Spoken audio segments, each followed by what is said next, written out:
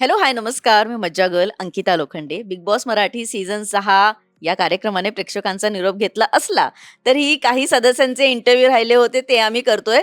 पण ज्या सदस्याची किंवा ज्या एक्ट्रेसची खूप चर्चा झाली, गेमची तर झालीच, पण तिच्या साड्यांची विशेष चर्चा झाली, अशी दीपालीताई माझ्यासोबत आहे. कशी आहे? एकदम मस्त. तू कशी आहेस? मी खूप मस्त आणि नेहमीच आम्ही सांगतो, की "अरे, ही बघ किती छान दिसते. आजची साडी बघ किती छान आहे. आजची साडी पण छान आहे." काय सांगशील? छान आहे ना? हां, हे म्हणजे माझा एक म्हणजे मला आवडलेला जो आवडतो जो पेहराव आहे तो ती साडी आहे. आणि त्या साडीमुळे मी त्याच्या साडीमध्ये काय करायचं? काय वेगळं करता येईल?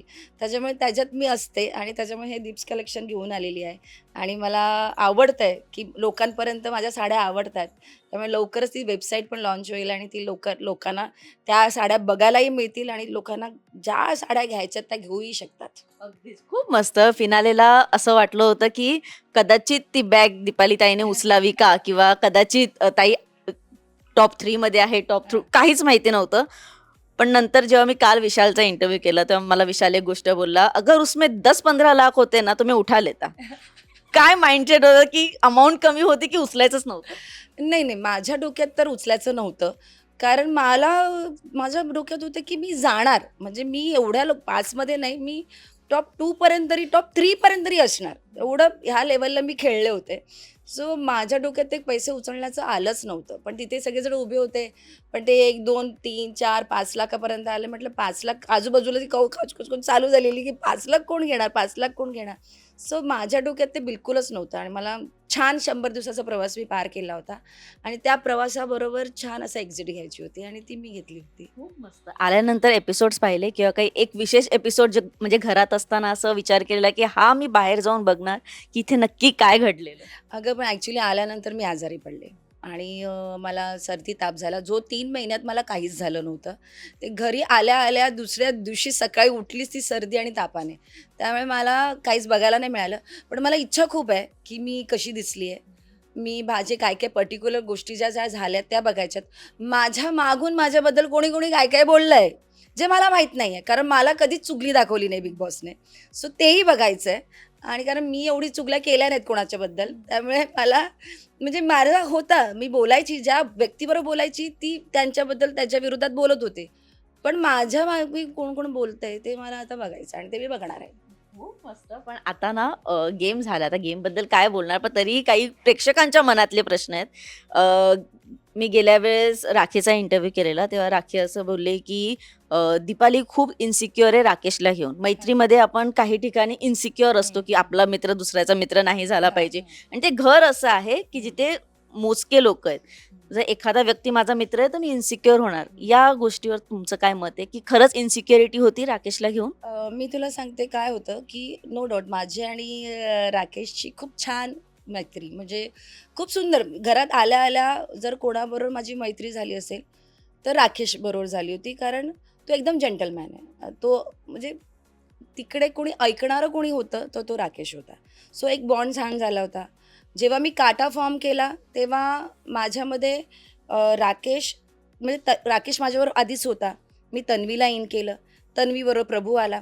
सो आम्ही चौघांनी मिळून एक काटा फॉर्म केला. तो काटा झाल्यानंतर राखी अचानक आली आणि राखीने काय केलं, की तिने राकेशला टार्गेट केलं, की काय करू राकेशला वेगळं करावं. म्हणजे राकेशबरोबर ती एक वेगळं अँगल सुरू करेल आणि ती राकेशला घेऊन पुढे जाईल आणि ते मला नको होतं.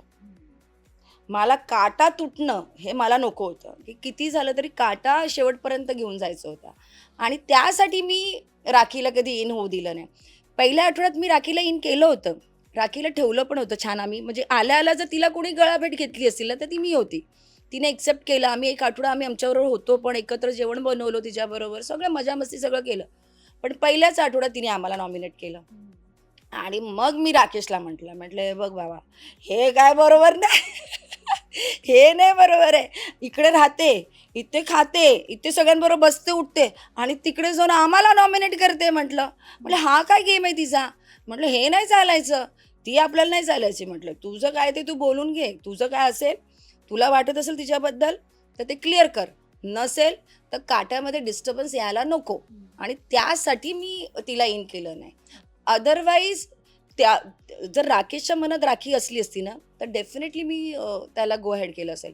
पण राकेशच्या मनात राखी फक्त फ्रेंडच होती. त्याच्या मनात तिच्याबद्दल काहीच नव्हतं. सो त्यामुळे तिला काय वाटत होतं की मी मध्ये येते, मी मध्ये येते.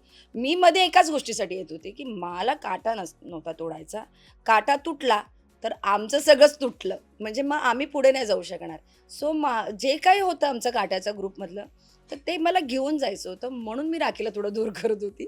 अदरवाईज राखीला इन्सिक्युअर घ्यायची गरजच नाही. आणि आताही मला असं वाटतं कदाचित त्या दोघांचं बोलणं झालं असेल. अजून मला माहीत नाही, पण आता या 2 दिवसात मीही बोलून विचारेन, की काय राखी बोललास की नाही राखीबरोबर? हो, ते त्या प्रश्नाचं उत्तर सगळ्यांनाच पडलंय. पण मला अजून एक आता काटा ग्रुपचाच विषय निघालाय म्हणून असं वाटतं का, की काटा ग्रुप जर मी सोडला असता किंवा मी टोळी जॉइन केली असते, तर मी फिनालेला कदाचित नसते पोहोचले. तर माझा डिसिजन योग्य होता काटा फॉर्म करण्याचा आणि जपण्याचा? नाही, माझा डिसिजन अगदी योग्य होता. कारण मी ना जेव्हा डे 1 पहिल्या एपिसोडपासून जेव्हा मी बघत गेले ना, तर पहिल्या एपिसोडमध्ये तुम्ही बघितलं असाल तर विशाल हा अशी व्यक्ती होती जो खूप डोकं चालवायची आणि ते डोकं चालवून त्यांनी केलं. जेवढे जे यंगस्टर्स होते, जे नवीन-नवीन पोरं होती, पोरी होत्या, त्यांना आपल्याकडे घेतलं. मग त्यात सगळ्या आल्या होत्या. राधा, रुचिता, अनुश्री, तन्वी ह्या 4ही मुली विशालबरोबर चिटकून होत्या. आणि ते मला ना कुठेतरी पटत नव्हतं. मला असं वाटायचं की यार या पोरीने ना इंडिव्हिज्युअली खेळायला पाहिजे. या नाहीतर मुली-मुली एक ग्रुप बनवला पाहिजे. हे माझं म्हणणं होतं, हे मला वाटायचं. पण ते तिथे होऊ शकलं नाही कारण शेवटी मुली-मुली एकत्र येऊ शकत नाही ते कधीच. आणि त्यांनी मला कधीच असं हे घेतलंच नाही त्या मुलींनी. सो मी ते बघितलं, म्हटलं नाही बाबा ह्याच्याबरोबर तर गेलं ना तर आपला गेम फिसकटला. मग त्याने जर तो त्या टोळीला पण मी सांगते तुला डे 1चं जर भांडण असलं तर मी त्याला म्हटलं वरून, की "तू त्या टोळीमध्ये बसतोस, त्या टोळी त्या कोपऱ्यात बसतोस." त्याच्यावरून टोळी नाव फॉर्म झालं. ओके. तिथून टोळी नाव त्याला लागलं गेलं. ती टोळी नाव तिथून बनलं गेलं. आणि मग त्या टोळीनंतर मग हळू-हळू विशाल खेळतो चांगला, विशाल टास्क खेळतो चांगला, विशाल काही म्हणजे कुठलं असेल तर मग बाकीचे जे एक्स्ट्रा बाल्कनी ग्रुप होता, ते जेव्हा त्यांना वाटायचं तर ते त्याला जाऊन चिटकायचे. तर मी म्हटलं हे असं चाललंय तर आपल्याला काहीतरी वेगळं करायला पाहिजे. कारण आपल्या विरोधातच सगळे आहेत. आपल्या बाजूला कोणी नाहीये. म्हणून मग मी एक वेळ आली, मला असं वाटतं तो तो दिवस पण मी तुला सांगू शकते जिथे मी काटा हे केलं. रुचिता आणि रुचिताबरोबर मी जेव्हा पहिलं भांडण झालं आमचं, की मर्दानी खेळावरून तिला तिला असं वाटलं की मी मर्दानी खेळावरून बोलले. पण माझं तसं म्हणणं नव्हतं. माझं एवढंच म्हणणं होतं की तू ज्या मर्दानी खेळ खेळतीयेस, त्या खेळामध्ये तुला असं शिकवलं जातं का? तर ह्या पोरीनं ना काय-काय शब्दांनी एवढं ट्रिगर व्हायचं, कळायचं नाही गं. ट्रिगर ट्रिगर या शब्दाने मला असं व्हायचं की ट्रिगर, ट्रिगर, ट्रिगर काय असतं? म्हणजे हे शब्द बोलले तर ट्रिगर, ते शब्द बोलले तर ट्रिगर. मग मी काय केलं, की तिला त्यावेळी ना तन्वी आणि ही दोघंही एकत्र बसले होते आणि तन्वी पण माझ्या अपोझिटमध्ये बोलत होती. तन्वी डे 1 पासून माझं भांडणच असायचं. तन्वी माझ्या कधीच बाजूला नव्हती. पण तेव्हा जेव्हा भाऊ म्हणाले, की "तन्वी आता तू मला म्हणजे तू आता ह्या ज्या गोष्टीला सपोर्ट करते ते बरोबर नाहीये." भाऊ म्हणाले. मग मी तेव्हा ना विचार केला, तेव्हाच दिव्या गेली, ओमकार गेला होता. मग मी मागे गेली, मी विचार केला, म्हटलं नाही यार आपल्याला काहीतरी करायला पाहिजे. मग मी सोफ्यावर बसले. मग मी तन्वीला म्हटलं, तन्वी अशी एकटी एकदम परेशान हैराण अशी बसली होती. काय करू प्रभू होता तिकडे. डोक्याला डोकं पकडून बसली होती. काय करू? म्हटलं तन्वी एक काम कर, चल मला जॉईन हो. तर ती म्हणली बघ ताई. म्हटलं हो, हो जॉईन चल आपण एक ग्रुप बनवूया. ते म्हटलं म्हटलं हां. म्हटलं पक्का पण मला त्याच्यात आहे ना तुझी लॉयल्टी आणि युनिटी पाहिजे. हे जर तू सोडलंस, हे तोडलंस, तर मग मी सोडत नसते. तर ती म्हणाली, "हो, हो, पक्का, पक्का." मग तिने प्रॉमिस दिलं. मग मी गेले आरबीकडे. मी आरबीला सांगितलं, म्हटलं, "आरबी हे बघ, मला ना असं-असं ग्रुप बनवायचा आहे आणि या ग्रुपमध्ये मी, तन्वी आणि प्रभू येतोय. आपण चौघांचा ग्रुप बनवूया आणि आपण चौघं आपण एकत्र पुढे जाऊ शकतो, जर आपण विचार प्रॉपर केला तर." मग त्याच्यानंतर आम्ही बसलो. मग त्याच्यानंतर त्याच्यावर नाव ठेवलं, काटा ठेवायचं, काटा असं-असं. काय व्हायचं, की तन्वी त्या गोष्टीला जोरात बोलून दाखवायची, पण त्याच्या मागे मी असायची. सो ते कुठे हे नाही झालं. त्यामुळे ते पण मी काटा मी बनवला आणि ते मी जेन्युइनली बनवला आणि मला असं वाटत होतं, की मी ते जेन्युइनली लॉयल्टी घेऊन ते जर ते बनवत गेलं, तर मी तिथपर्यंत जाऊ शकेन. विशालबरोबर गेली असती, तर विशाल मला अजगरसारखा खाऊन गेला असता आणि ते मला नको होतं. कारण तो सकाळी भांडायचा आणि रात्री माझ्याकडे यायचा आणि म्हणायचा, "यार हम तो फ्रेंड है ना, हम तो दोस्त है ना." आणि त्याचं ते काय झालं, माझं आधीपासून आम्ही बाहेर ओळखीचे, आम्ही एकत्र काम केलेलं. एक सीरियल आम्ही एकत्र करून आलो होतो वर्षभर. त्यामुळे ओळख असल्यामुळे फसायची. नाहीतर कारण नंतर मला हसू व्हायचं रात्री. पण मी तरी पण ते काही वेळपर्यंत मी ठेवलं आणि नंतर मला असं वाटायला लागलं, की चला सगळेच ह्याला सोडून गेलेत. आता हा एकटाच पडलाय.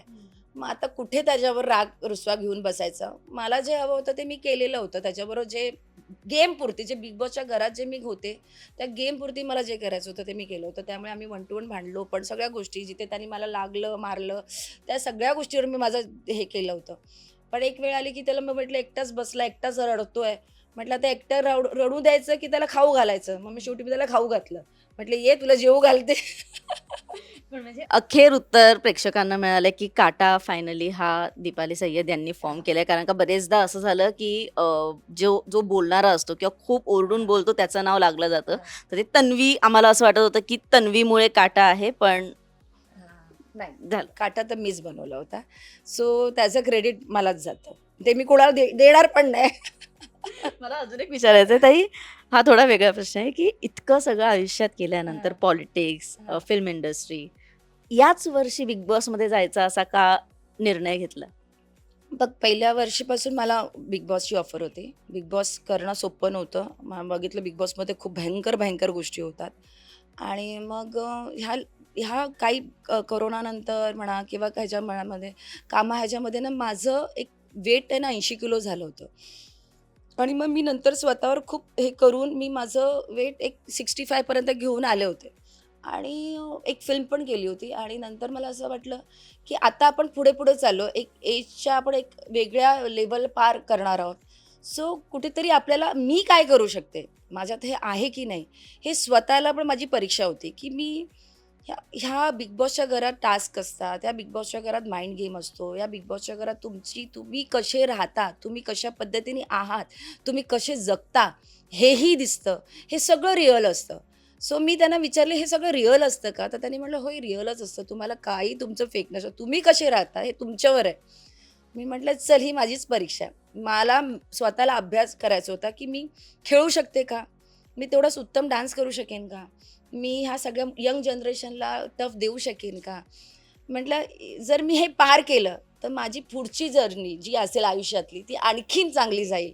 आणि त्याच्यामुळे मी हे डिसिजन घेतलं आणि आत गेले आणि आत गेल्यानंतर पहिल्याच ह्याच्यामध्ये जेव्हा माझं रुचिताबरोबर भांडण झालं, त्या दिवशी सोफ्यावर बसून मी म्हटलं, की जेव्हा ती मला म्हणाली, "नाही, ह्या घरात मी तुला बरबाद करेन," म्हणून त्या दिवशी मी म्हटलं होतं, की "मी ह्या घरात तुला 100 दिवस पूर्ण करून दाखवेन." आणि ते मी केले. त्याच्यात मला सॅटिस्फाईड आहे. कारण एक ह्या 20-20, 21-22 वर्षाच्या मुलींमध्ये आपण 45 वर्षाची स्त्री, आपण त्यांना टफ देतोय. सो हे मला एक वेगळा आनंद होता आणि तो मी केला. खूप मस्त. पण एक दिवस असा आला का कधी? तुम्हाला दिवस जाणून घ्यायचा आहे, की जेव्हा वाटलं, की चुकी केली मी बिग बॉसमध्ये येऊन किंवा नव्हतं यायला पाहिजे किंवा दीपाली तू का आलीस? असं एक एक क्षण होता, म्हणजे जसं राखीबरोबरचं भांडण म्हणा किंवा तिथे. पण राखीबरोबरच्या भांडणामध्ये काय झालं होतं, की पण त्या निमित्ताने लोकांना मी कळले अगं बेसिकली. नाहीतर हे कुणाला माहिती होतं, की मी 26-27 वर्षाचा माझा संसार आहे. मी एवढं टिकवलं आहे, सगळं केलेलं आहे. आणि एक क्षण तिथे पण जेव्हा फॅमिली वीक झाला होता, जेव्हा सगळे घरातल्याला जेव्हा मला कळलं, की माझी सासूबाई वारल्या. तर मला असं वाटलं होतं, की यार आपण डिसिजन त्यांना विचारूनच आपण इथे आलो आणि सासूबाईंचं मी खूप केलं आहे. असं नाही की मी काहीच नाही केलं. म्हणजे माझं आयुष्य मी घरात आल्यापासून ना, मी माझ्या घरातल्या सगळ्यांच्या बाबतीतला विचार करूनच माझं घर संसार सांभाळलेला आहे. आल्यानंतर पहिल्यांदा नणंदेला घर घेऊन दिलं. सगळं एक एक स्त्री जी घर सांभाळू शकते लग्न झाल्यानंतर, ती जी मोठी सून म्हणून भल्या वयाच्या 20व्या वर्षी लग्न केलं असलं, तरीही त्या वर्षी येऊन सगळ्यांचा हक्क देऊन प्रत्येक सासू-सासऱ्यांना सांभाळून मी माझा 26 वर्षाचा संसार सांभाळला होता. आणि त्याला कुठेतरी ते डाग लागत होता. तर ते मला कुठेतरी वाटत होतं, की अरे आपण हे केलंय ते बरोबर केलं की नाही केलं. आता आता आपण आत आलो, आपला कॉन्ट्रॅक्ट आहे आणि आपण काम घेतलेलं आहे आणि ते काम सोडून बाहेर नाही जाऊ शकत. आणि यायच्या आधी मी सगळं हॉस्पिटल, सगळं मम्मीला घरी घेऊन आली होती. तोपर्यंत ती ठीक होती आणि त्याच्यानंतर असं झाल्यानंतर मला असं वाटलं, की की हे आता आलंय, झालंय, तर आता काय? आता घरातल्यांनीच सांगितलं नव्हतं, पण तेव्हा पण मला असं वाटलं होतं, की बाबा हे डिसिजन माझं बरोबर आहे का मी घेतलेलं आहे आणि हे पूर्ण करते ते पण बरोबर आहे की नाही.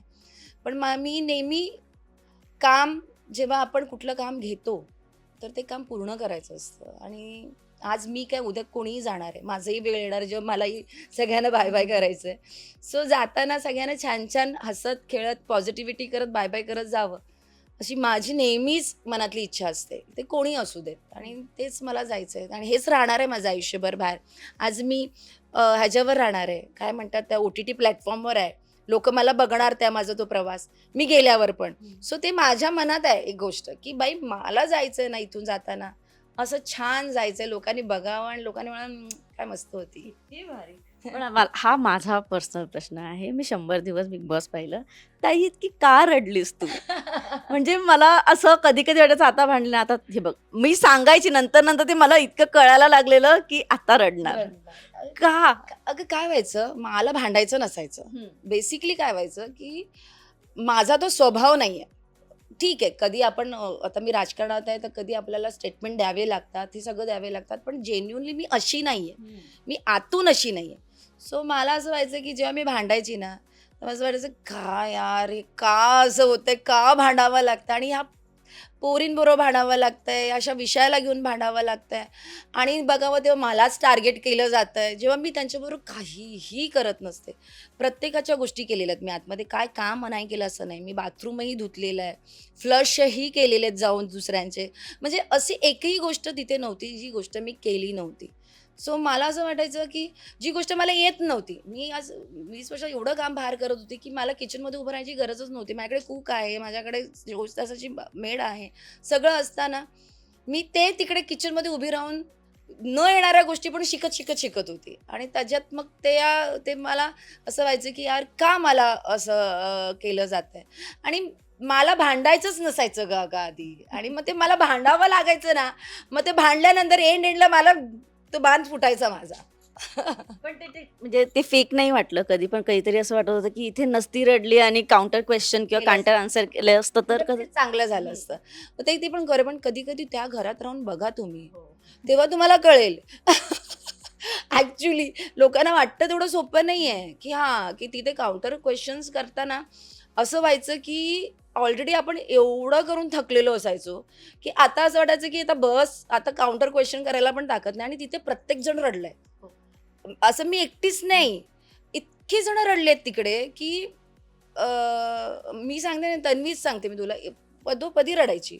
म्हणजे शेवटी असं झालं होतं, की तिला मी बोलायला जायची ना, तर ती एवढी फसाडा करायची, एवढं तिला पॅनिक अटॅक यायचं, की मी घाबरायची. मग मी तिला म्हणायची, "जाऊ दे बाई, मला नाही बोलायचंय. मीच चुकले, तू शांत हो." म्हणजे असं व्हायचं. नाही मला तो शेवटचा दिवस जो जो शेवटचे 2-3 आठवडे तेव्हा तुझं आणि तन्वीचं एक भांडण झालेलं जेव्हा तू खूप आधीचं तिला सांगितलं, की तू मला आतमध्ये बोललेलीस ना, की चल भांडूया. ते काय होतं नक्की? तन्वीने त्याचा इतका इश्यू केला, इतका मोठा? ॲक्चुअली काय झालं होतं, की आदल्या दिवशी माझा हे झालं होतं, की मला तिकीट टू फिनालेची उमेदवारीचा टास्क होता. आणि तिथे ते मला करायचे होते, खेळायचं होतं बेसिकली. मला असं वाटलं होतं, राकेशचा गुडघ्याला त्रास असेल तर तन्वी नाही देणार तिला, मला घेईल. बाकीचं विशाल आणि अनुष्काकडनं मला माहिती होतं, की ते मला नाही करत असतात. पण हिच्याकडनं मला अपेक्षा होती, की ही करेल म्हणून. पण एनिवेज तिने राकेशला दिलं, कारण त्या टास्कमध्ये मी त्याला हरवलं होतं. म्हणजे जे 1 to 1 करायचं होतं, तिथे राकेश एक पॉइंट आलेला, तो थांबलाच होता. माझ्यासमोर काहीच बोलला नव्हता. सो मला माहिती होतं, की असं बघायला गेलं तर मी जिंकले. सो तन्वी अशी मुलगी आहे, जी जे जे हां, जो फेअर आहे. जे फेअर असेल त्याला देणार. तर तिने तिथे फेअरला न देता तिने आरबीला दिलं. सो मला तर मला ते झालं, की असं का केलं तिने? तर मी ते माझ्या मनात ते फिरे सतत, की काय करू, काय करू, काय करू? मग मी तिला तिथे बसून बोलली. तर तिकडे एक पॉइंटला ती आणि रेवा बसून काहीतरी करत होती. तर त्या मी रेवाला मला वाट बघत होती, की मला कधी बोलता येईल. बसल्यानंतर ती मला म्हणाली, की "ताई, अगं माझा तुझ्याबरोबर कधी बॉन्डच नाही झाला. माझा आरबी बरोबर बॉन्ड झाला." तर मला तिथे जरा झालं, बॉन्ड नाही झाला म्हटल्यानंतर. नाही म्हटलं, मला असं, मी तिला म्हटलं, की "तू असं म्हटलं असतंस ना, की यार तू खेळामध्ये त्याच्यापेक्षा वीक होतीस, म्हणून मी त्याला दिलंस, त्याला हे दिलं, तर ते मला तुझ्याकडनं पटलं असतं. पण बॉन्डचं बोललं तर मला हे नाही झालं." तर त्या बॉन्डमध्ये मी तिला सांगायला गेली, की "तन्वी, अगं तू विसरलीस का आपण सुरुवातीपासून कसे खेळलो? कसे असायचो आपण एकत्र घरामध्ये? मग ते आपण असं पण झालं होतं, की जिथे एक वेळ आली होती, की तिथे तू आणि मी तू माझ्याकडे मस्ती मस्तीमध्ये बोलली पण होतीस की चल ना ताई आता इथे कोण करायलाच नाही, चल आपण भांडूया म्हणून. तर त्याच्यावरून तिला एकदम त्रास झाला आणि ती एकदम एकदम म्हणजे मी तिला आठवण करून देत होती की आपला बॉन्ड असा होता की आपण एकमेकांवर अशा बॉन्डने सुरुवात केली होती. तर ती म्हणते असं झालंच नाही, मी महाराष्ट्राला हे करते, मी शपथ घेते, माझ्या ट्रॉफीची शपथ, असं तसं तसं करून ती उठून गेली. आणि मग त्याच्यानंतर मग ते तिकडनं अनुश्रीने ऐकलं, मग राखी आली, मग ती बसली. मग दुसऱ्या दिवशी ते तिथपर्यंत तिथे आमचा विषय संपला. मग मी तिला म्हटलं काय असं ना, मोठे माणसं असले की त्याचं ऐकणारं कोण नसतं. मोठ्यांना कोणी विचारतच नाही, बिचारं ते मोठं एकटंच कुठल्या तरी कोपऱ्यात गडाळसारखं पडलेलं असतं. आणि मग ते तिथून तो दिवस गेला. दुसऱ्या दिवशी बीबी पार्टी. बीबी पार्टी आता बीबी पार्टी आम्ही बसलोय सगळे. आमचं क्लिअर आहे दोघांनी, आम्हाला अनुश्रीने विशालला करायचं आहे. डोक्यात क्लिअर आहे. ही परत त्या अनुश्रीने तिला छेडलं तो विषय घेऊन आणि अनुश्रीच्या समोर हिने परत माझा विषय काढला आणि म्हणले माझा काय बॉन्ड नाही. झालं बॉन्ड नाही, बॉन्ड नाही, आणि कोकणात आम्ही पार्ट्या बनवतोय, हे करतोय, ते करतोय. माझं आपलं डोकं खचकलं आणि मी जी आहे ती समोर होती. मी गेली आणि मी आपलं मी म्हटले हे बघ, आपण एवढं काय काय केलं, तुझ्या सगळ्या गोष्टी तिला ऐकू सांगितल्या. मी म्हटलं तू काय काय केलंस तुला सांगते, ज्या ज्या मी ऐकून घेतलं तेही सांगते. म्हणजे माझा बॉन्ड नसता तर हे मी तुला सहनच केलं नसतं. सगळ्यात पहिली गोष्ट, तू प्रभूला पण उमेदवारी नाही दिलीस, तिथेही मी तुझं सहन केलं. जेव्हा मी काट्यावर माझा इतका जीव, जे काट्यासाठी आपण जे एकत्र आहोत आणि त्याच्यातल्याच व्यक्तीसाठी आपण नाही करत आहोत, तर मग ते कसं होणार. तर तेही मला लागलं होतं, तरीही मी तुला काय बोलली नाही. जर आपला बॉन्ड नसता तर मी ते सगळं सहन कसं केलं असतं. मग आपला बॉन्ड नाही तर आपण कोकणातले जायची पार्टी केली असती का. मी आपलं ट्रॅशच करून टाकलं. मग तिला त्रास झाला की मी टास्कमध्ये का केलं. टास्क म्हटलं मग टास्कमध्ये नाही करणार तर कुठे करणार, बाहेर बोलायला मिळत नाही आणि बाहेर बोललं तर ते काही प्रत्येक वेळी टास्क दाखवला जातो म्हटलं. पण हे सगळं झाल्यानंतर जेव्हा टॉप 2 तुला दिसत होते, तुझ्याच काटा टीम मधले जो तू फॉर्म केलायस, राकेश आणि तन्वी, अगदी मनापासून सांग की कोण जिंकावं असं वाटत होतं? मी तिथेही म्हटलं होतं, तिकडे सांगितलं होतं. मी म्हटलं होतं राकेश, म्हटलं नाव घेतलं होतं. कारण जेन्युइनली ज्याच्याबरोबर माझं पहिल्या डे 1 पासूनचं जे बॉन्डिंग होतं ते शेवटपर्यंत होतं. आणि मला माझ्या मागे कोण काय बोलतं हे मला माहीतच नव्हतं पहिली गोष्ट, कोण काय आहे. आणि त्याच्यामुळे मी तेव्हा म्हटलं होतं की राकेश, असं त्या स्टेजवरही म्हटलंय मी. तन्वीला वाईट वाटू नये असं काय नाही. तन्वी छान खेळली, तन्वी खेळली. तन्वीने किती रिलेशन्स बनवल्यापेक्षा तन्वीने खेळली चांगली. ती तिच्यातला तो गेम दिसला की प्रत्येक वेळी तिचं चेंज होणं, प्रत्येक वेळी तिचं मोल्ड होणं, कुठे काय करायला पाहिजे, कधी कुठलं हे घेतलं पाहिजे, कधी कुठलं रिलेशन कुठल्या टायमाला वापरलं पाहिजे, ते सगळं ती करत करत करत करेक्ट वेनी ती त्या ट्रॉफीपर्यंत पोहोचली आहे. त्यामुळे ती डिझर्व करते. मला त्याबद्दलही रिग्रेट नाही.